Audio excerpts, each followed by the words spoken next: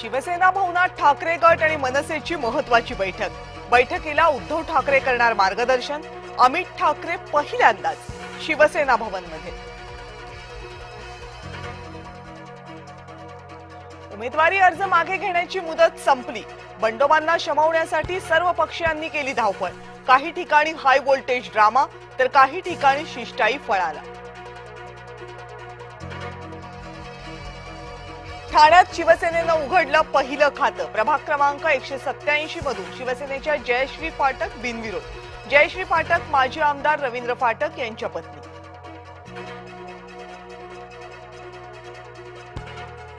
पुण्यामधील शरद पवार गट आणि राष्ट्रवादीतील वादग्रस्त जागांचा तिढा सुटला। अजित पवारांसोबत झालेल्या बैठकीत सामोपचाराने तोडगा।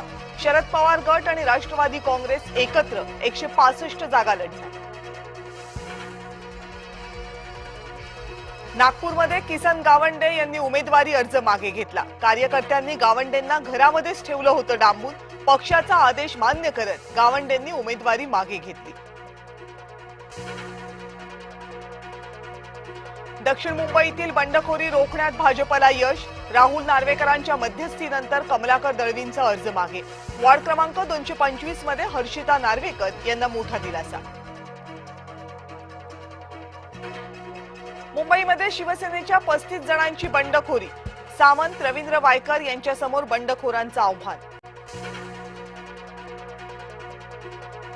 राज्यामधील 8 महानगरपालिकांमधून 23 उमेदवार बिनविरोध।